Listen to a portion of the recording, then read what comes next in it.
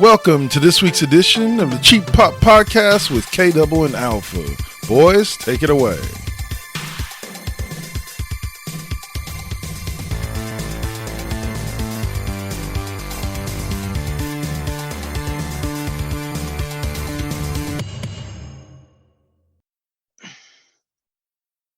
Hey, what's up, y'all? It is a brand new day, and we are back with the same old say-so here on the Cheap Pop Podcast. It's myself and the one and only Alpha. What is up, my brother? We're back. Finally, once again, one of us is back a little less scruffier, but, at the end of the day, Heck we're yeah. back here. And last time I checked, I think we were back at a different season. So I think this might be our first fall episode of the Cheap Pop. Sir. So thank you for joining us for our return. For sure. Double K and Alpha at it again, or K Double and Alpha, however you want to say it. All right, so yeah, man, look, like there's been a lot of stuff going on since we last, you know what I'm saying? We're on air, almost too much to talk about all in one episode. Oof. So because we will get to on the next wrestling episode the most recent WWE releases, which included my fan favorite and my favorite. We are no longer allowed to bask in his glory. The Bearcat has been released, and Keith Lee is now gone from WWE. That doesn't mean he won't be brought back. That just means he's gone for now, which made no sense because he actually got drafted in the WWE draft. But anyway, yeah, you're right. He was drafted right before he was dipped. Yep. We're gonna kick this show off with let's see, some AEW talk. And man, I got to say, we have not talked AEW on this show. Wow. Too damn long. Like I want to say a couple months ago, we dedicated an episode to him, but that was about it. You're right. And I, for one, like I just told Alpha prior to us coming on air, I've been recently disenfranchised with them. Not because they're bad or, oh my God, it's horrible wrestling, because it's amazing wrestling. You got guys like Brian Danielson, CM Punk, Eddie Kingston, I even give MJF his props for in-ring acumen. He's not the best I've ever seen, but the man's got some skills. Chris Jericho, etc. You got some good in-ring competition. I ain't even gotten to John Moxley yet. So there's a lot of good potential there. I just, for some odd reason, just mentally, I just kind of tuned out. Yeah, it happens. It happens. It happens. But I was aware, I figured since we were coming back to the show, that's an important thing, and we was going to be talking wrestling. AEW. I figured I'd check out and see what the boys over there in Florida, out there at Daly's place, was doing. And I fell across the fact that there is a pay-per-view coming up this weekend. You're right. And we got some Full Gear coming up. Yep. We got Full Gear, and it's gonna, I believe it's going to be giving us. There we go. A lot of great matches, amazing matches. Cool. Not to mention a match that we've been waiting for over a year. And oh, wait a minute, it's already taken place? No. When was it? Oh shit! It was tonight. So it looks like we're talking reviewing the results instead of talking about the matches. Oh shit! Thank God SummerSlam is next week. Or not SummerSlam. Damn, I'm in the wrong month. Survivor Series. All right. There we go. All right. So it looks like they opened up and Hikaru Shida and Thunder Rosa defeated Jamie Hayter and Nyla Rose. All right. You got a little MJF defeating MJF defeating Darby Allin. Okay, so at least he's feuding with somebody other than Jericho. Man, like because as much as fun as that feud was to start, I was getting kind of tired of it. Like I'm kind of over the whole MJF Oh versus yeah. Jericho shit. Oh yeah. It was Um, certainly long and over. It was certainly around long enough. You know what I mean? yep. Lucha Brothers defeated FTR. Uh, okay, I don't even know why that match happened. I watched the build up, but I didn't remember seeing anything about it. Oh shit! Hold up. Lucha Bros defeated FTR. Yeah. Ah, sweet. Okay. Sorry. Lucha, Oh man, Lucha. my Oh, whole wait a minute. setup. Wrong, What's going on? My whole wrong setup. Lucha Brothers, right?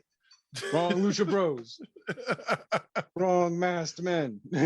uh, I Daniel did. Bryan, or oh, sorry, pardon me.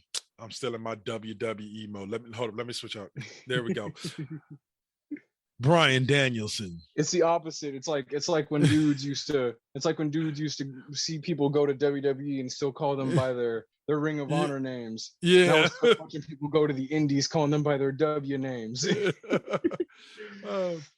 Bryan Danielson defeated Miro by technical submission to earn a future AEW World Championship match.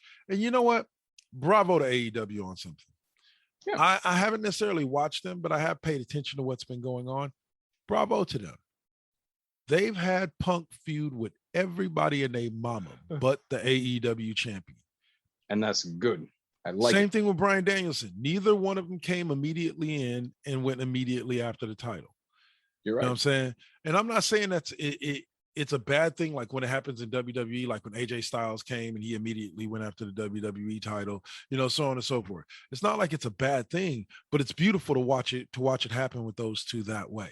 You know, I hope at some point we're building to a Bryan Danielson versus CM Punk for the AEW World Heavyweight Championship match. I would love to see it, because I think those two would tear the house down, bury it, build a new house, tear that one down, and bury that too.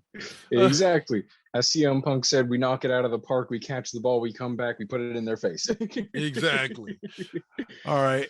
So, but the greatest thing about it is, and I noticed during the pre-show build-up, they were talking about it. Bryan Danielson gets his first career win over Miro. Really? Yeah. So, and when you come to think of it, the only time that Daniel Bryan and Rusev really engaged each other in WWE was when Rusev was on that year-long streak where he never lost. Yeah. I was going to say that must have been during Rusev's undefeated streak when he first came around, and he went on that fucking tear for almost a year, right? Exactly. So very much so. Oh, by the way, how'd you enjoy Raw? Who? The most recent? Yeah, the one on the 18th. I haven't even watched it. No, 18th? I'm talking about the one we went to. Oh God, yeah. I was gonna say we should talk about that, of course. But no, yeah, as you saw, there was some moments there I was not ready for. Yeah. The speed at which Charlotte took off them shoes. No shit. Oh yeah, and as a small tidbit before we break into it, seeing Matt Riddle in person is a whole nother experience. Wouldn't exchange that shit for the world. Seeing Randy Orton put the juice on that shit was nice.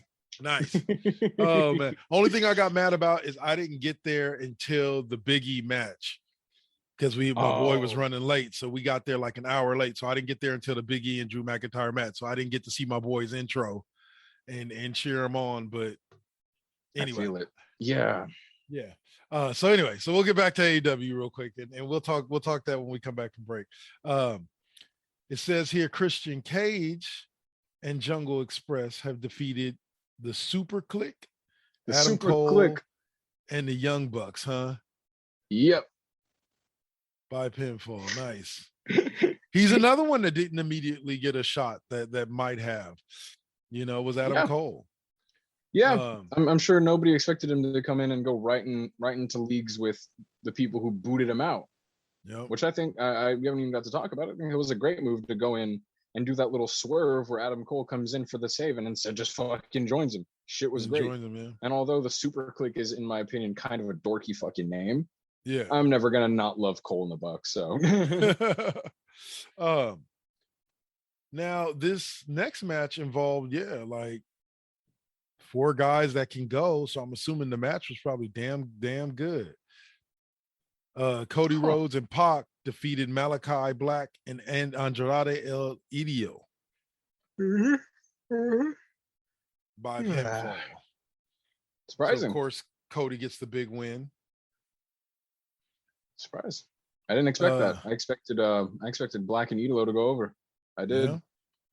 Yeah. Dr. Britt Baker is on a Roman Reigns-esque run with the women's title. Yeah. And defeated Tay Conti. So that was pretty cool.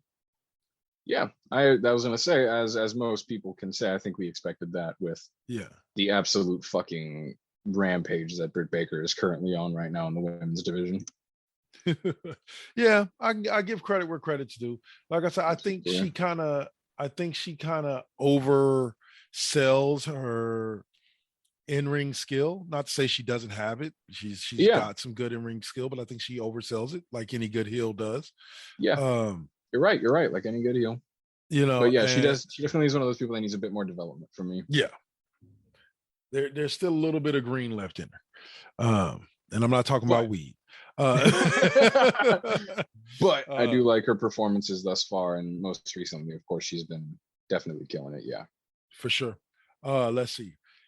CM Punk defeats Eddie Kingston, something that pretty much I saw happening from the moment they announced the match. But hey, it's good to see it in writing.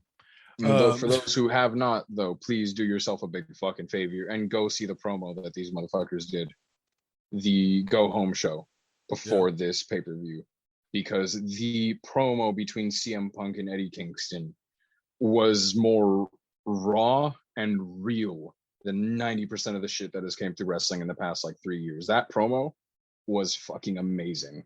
Nice. I loved it, and I cannot put it over enough. And if anyone gets the chance to, please watch that shit. It was great. I will go back and watch it myself. I want to say, all right, last match we're looking at, because the last match is currently going on. We'll check back and see if we can get to that. We're going to talk a little bit more about some other stuff when it comes to AEW in a second. Inner Circle, Jericho, Hager, Guevara, the new TNT champion Guevara, and Santana Ortiz defeated the Men of the Year, Ethan Page and Scorpio Sky, and America's Top Team, Junior DeSantos, the Andre Arbolesky and Dan Lambert, the MMA guys. So they actually had them wrestle, huh? I was going to say Minneapolis street fight. Yep, they did. They had Junior DeSantos, Dan Lambert in a fucking street fight. Well, what better? They're MMA guys, so what better way to introduce them into the wrestling world? Right. You know? Right. But go in there and do what you do, but just don't kill the guy, okay? You're right. I'm surprised to see the Inner Circle still going over, though. Ain't nothing wrong with that, though. I like the consistency in that. But though I like to see it. And although I was really happy with last year's Full Gear. So hopefully when I get the chance to fully bite into this and understand everything that happened in it 100%, I hope I'll like it as much as I did the last one when I get to see all the physicality. This is just a quick review, guys, because unfortunately we just realized that it was happening tonight. So on the Saturday as we're recording. So we will come back to Full Gear and review the actual thing once me and him get a chance to actually watch it. Omega and Page. This is a match that should have happened a long time ago. Mm-hmm. And I'm glad it's happening now. We don't have a result on it yet, but we know it's happening. I kind of like that too. I dig that. But yeah, the build to this match, for lack of a better term, has been fucking fantastic. If it's anything that I could highlight this, I want to, of course, go over the promo skills of recent date of people like Kingston and Miro, who everybody knows can kill it on the mic, but I've been recently fucking acing that shit down the hole. But more importantly, the thought and the depth and the longevity of the storytelling between Hangman Page and Kenny Omega has been fucking masterful. And of course, everyone knows that Omega is 100% the type of dude to be the best fucking heel he can be, just to make Hangman Page the single best face in the fucking business. And I have a strong belief that, even if this isn't the Hangman's night, this is all building to the most heroic uphill of what could be AEW's run so far. Because even up to this point, like, Hangman Page just had the perfect metamorphosis. Even with the prior context of everything in his character before AEW, he's had this perfect arc of the sad and unconfident cowboy becoming the world fucking champion. And here's the thing. I think that they don't want to run into what I'll call at this point Daniel Bryan syndrome. Yeah. And what I mean by that is, as much as the payoff was amazing at WrestleMania, or WrestleMania, what was it, 32? That was 30. That was WrestleMania 30. Okay, so as epic as it was when it happened at WrestleMania 30, the long road to it felt like a grind until we got to WrestleMania season that year. Because you kept seeing him in the title picture, and he almost win it, and then he gets screwed over. And then he did win it, and then he gets screwed over again. And it was just like, just give it to him and let him have his and run. And I'm almost at that point with this Hangman Adam Page situation. I enjoy the storytelling. Absolutely. It's beautiful. It's amazing. But it's at that point where it's like, okay, if he doesn't get this goddamn belt soon, y'all either need to move on and let this go, do it, or do it. Really, because it's at that point. So I'm hoping tonight is his night. Omega's had the belt, I want to say 6-7 months at this point, hasn't he? Has to have been, because he won Kenny Omega won the belt in either October or November of last year. Yeah, so he's had the belt. He's had the belt almost a year. So I think it's time for him to move on. And it's Adam Hangman Page's time. All right, so one of the last subjects that I wanted to talk about was this. Can we silence, and I haven't been online a lot recently. You know what happened to me. I told you I went to the hospital and all that. So I haven't really been online or in the fan groups or anything a lot recently. But can we stop any talk? I flipped back in and saw a couple posts. Can we stop any talk about AEW taking over WWE, or ever at any point ratings wise taking beating out anything in WWE outside of NXT? Raw, even on its worst days, is steadily around 1.5, 1.6 million. Smackdown has been consistently, outside of the couple of times it moved to Fox Sports 1 for the night because of baseball, has persistently and consistently hit the 2 million mark. AEW's ratings spiked shortly after Bryan Danielson and Adam Cole and CM Punk got there, and they stayed above 1 million. They spiked hard. I remember that. Right. Yeah. But they still peaked at 1.3 million, somewhere around there. Recently they've started to fall off again, and they're back in that 900,000 to low million range. Yeah, I was gonna say they've kind of came down to the middling range that we're at before. Yes. It's not that AEW is not a good product, and we've talked about this before, and I'll kind of say it as we wrap it up, and I'll let you get your word in. Absolutely. They're a niche product. Absolutely. You're either going to like them or you're not. It's not like WWE where there's a little bit of middle ground where you're like, yeah, okay, I can check out this show, but maybe I just won't watch all the other content. Yeah. With AEW, you're either AEW or you're not. So I'll let you finish us out with some thoughts on that. That's definitely a way of putting it. It's definitely a very niche crowd, and it is. It is, for lack of a better term, some of the hardest of the hardcore in wrestling right now to be going there, and that's the crowd that it serves, and there is nothing wrong with it. And ratings aren't going to be the determining factor in here. Eric Bischoff might tell you that ratings are everything, but sir, it is not 98 no more. And we don't make money through attendance anymore. We make money through marketing and sponsors. No, very much and so. That's what makes King right now. And attendance numbers don't make King, and neither does ratings. Trust me. If ratings made king, then Raw would have been done 7 months ago. It is not. And even then, arguably, I would even say it's at its weakest point. But regardless, a WWE killer is not feasible. And here's the thing. WWE has its crowd. Absolutely. It has a certain crowd that's going to watch WWE. They're going to watch them every week. They're not going to stop watching them. They're not going to change the channel for the new kid on the block. They might add the new kid to their wrestling, lineup for the week, but they're not going to tune out of WWE and tune into AEW,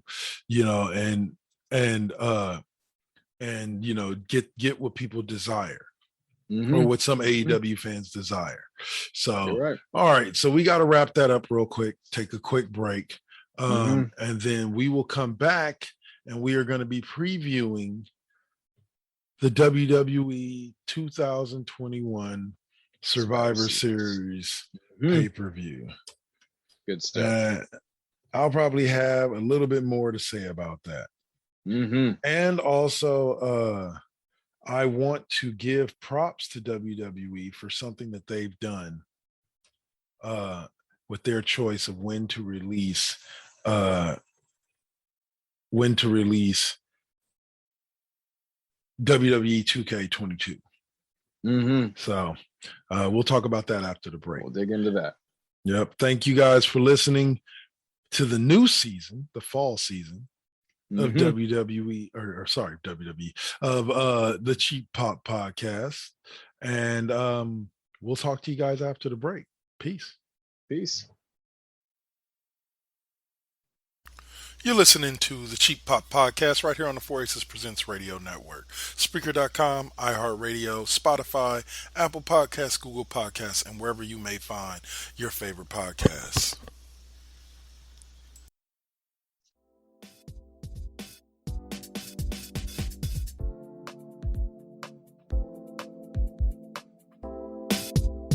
It's me, Double KK Double again.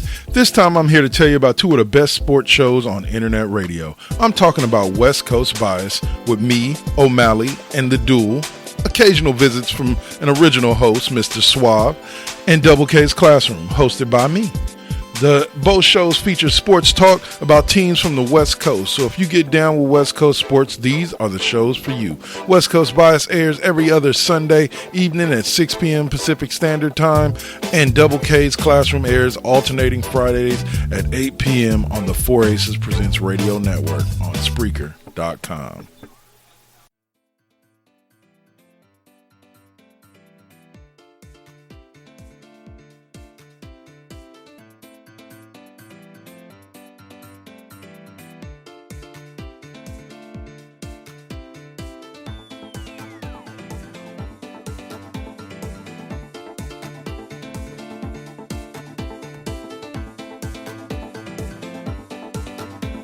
Imagine this. It's Friday night. You're at home wishing you can listen to an amazing playlist of some of your favorite music from the 60s, 70s, 80s, 90s, and 2000s. Pop, rock, whatever. Then take out your favorite podcast listening device and tune in to KD5P, otherwise known as K-Double's 5th Period Music Class. Every Friday night from 8 to 10 p.m. Pacific Standard Time, K-Double brings you some of your favorite tunes live on the 4 Aces Presents Radio Network on Live 365.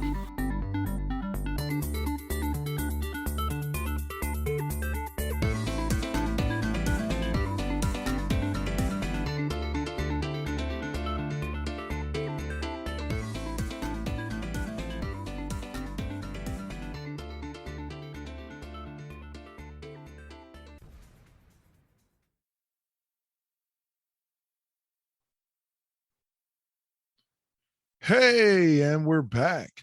Yeah, unfortunately, we lost Alpha for the second half of the show. He had to take care of some family business, but I'm going to go ahead and close us out here with a little review of the upcoming card for SummerSlam. SummerSlam is a few nights from now. So far, the card is only filled with about 6 matches. So let's go over them. This week's Raw. So they have announced who's going to replace him. Okay, this week's Raw saw Rey Mysterio get knocked out of the Survivor Series match by Bobby Lashley, or at least that's the excuse that Adam Pearce used to remove him. And I guess they replaced him with Austin Theory, or at least that's the belief at this point.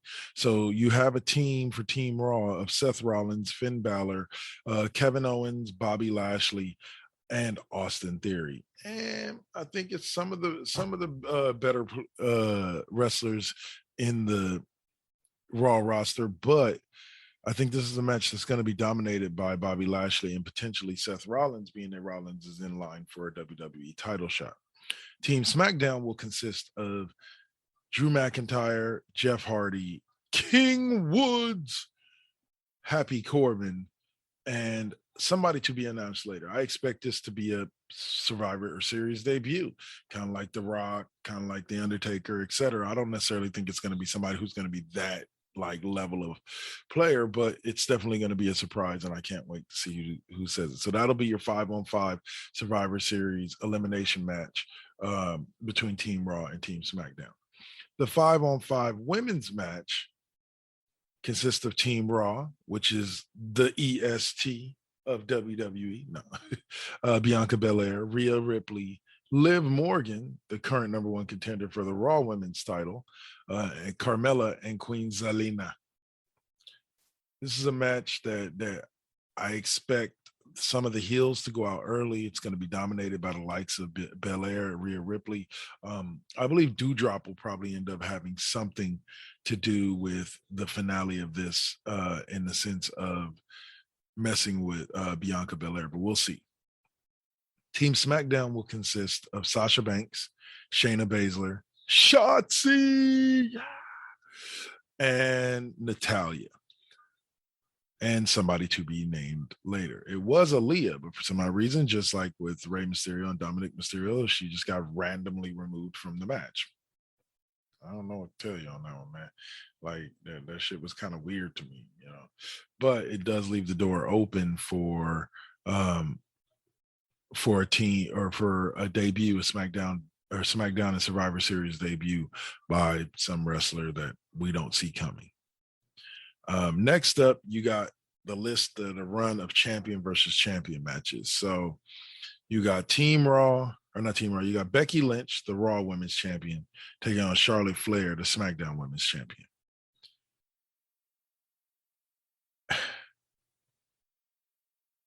I said this to Alpha in the episode that never got recorded. I'm kind of over this feud. Not because it's a bad feud, not because the women can't go in a ring, not because it's not going to be an amazing match, but just because I'm sick and tired of Becky Lynch versus Charlotte Flair. This very easily could have been Bianca Belair taking on Shayna Baszler. This could have been trying to think of all the women that have gone, like, for, you know, there's a plethora of options that they could have had, but they decided to go with Lynch versus Flair. I think it'll be a good match. I think it'll definitely be worth watching, but I just don't see it being like entertaining to me. I'm sorry. If you're upset with that, leave it in the comments. But I'm sorry. Next up is Big E. Well, actually, you know, before we get to that one, let's start with Damien Priest, the United States champion, will be taking on Shinsuke Nakamura. No, I know that was weak, but love me some Rick Boogs. And a champion versus champion match, the United States champion versus the Intercontinental champion, the two mid-card belts. I'm very intrigued by this match. Damien Priest has a very, very strong style of wrestling, and Nakamura is the king of strong style. So it'll be very interesting to see how this match plays out. Will Damien Priest snap and beat the holy crap out of Shinsuke Nakamura, or will Shinsuke be able to evade Damien's power long enough to be able to hit the Kinshasa and come out the victory?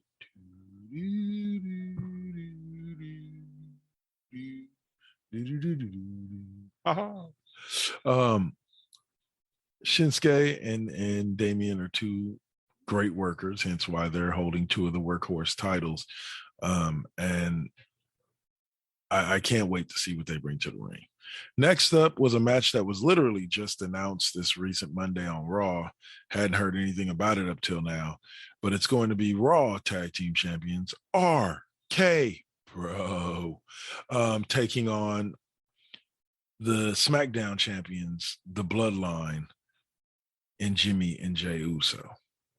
This, yes, it's that match is a match that we've never seen before. Like, we have to an extent. Like, I think we've seen them like face off against each other from time to time, individually. But I don't think we've ever seen RK Bro take on the Usos.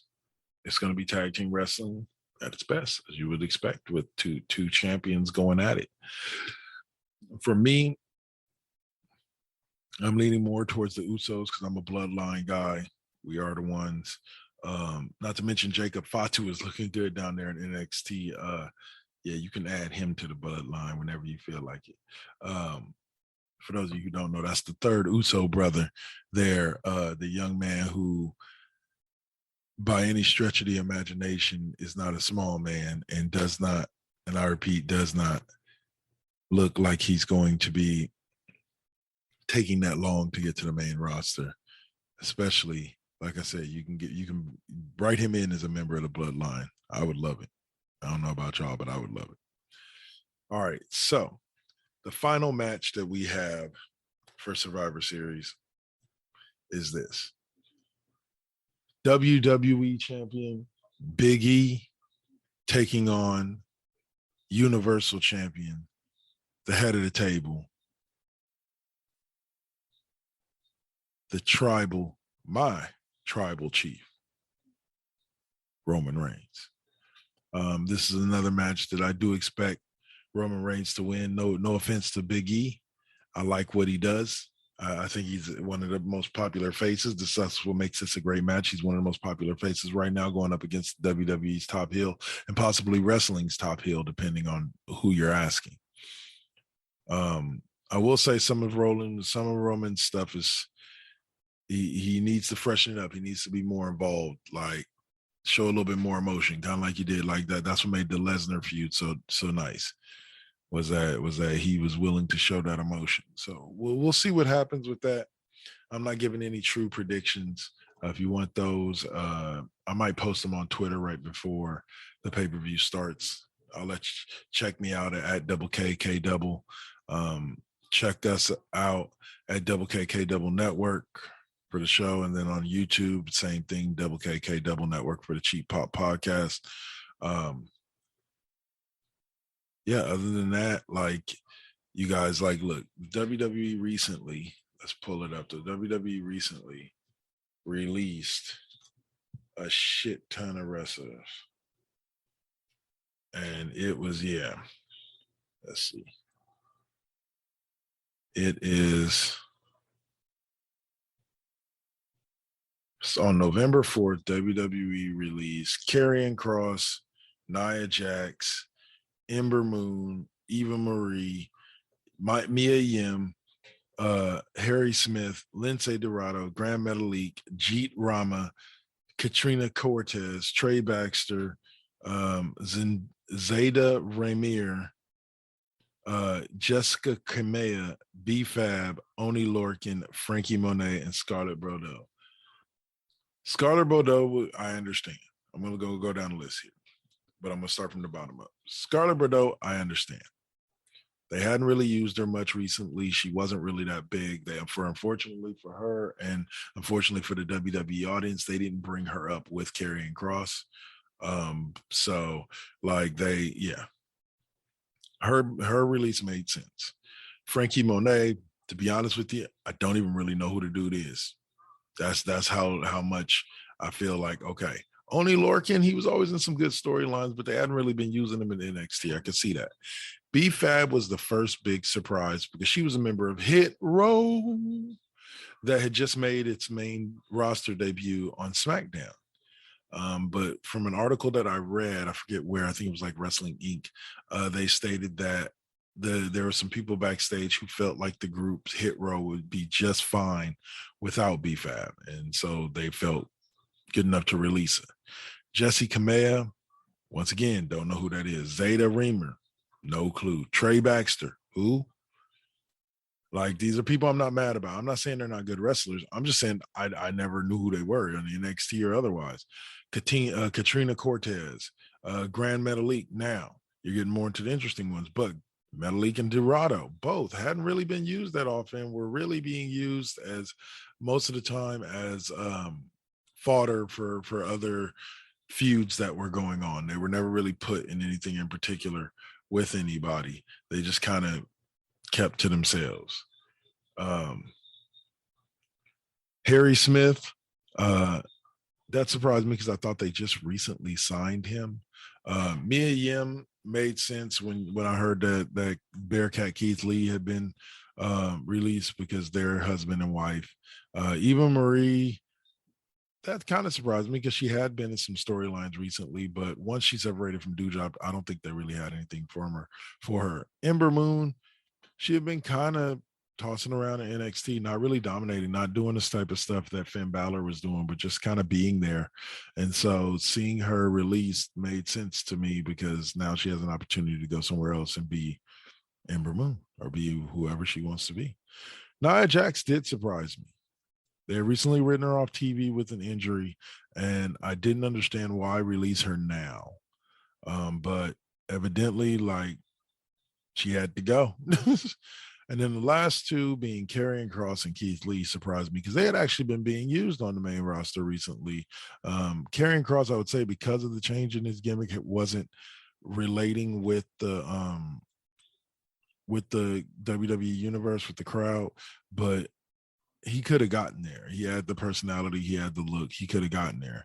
Keith Lee had just recently went under a gimmick change, and I thought for sure that gimmick change was going to be leading toward the way they had him dominate, was going to lead him towards a title shot, whether it be a US title shot or a WWE title shot. I felt like he could get in there and go and do it. And for some odd reason, maybe he asked for his release. I've heard some rumors that he asked for his release, and so did Mia Yim.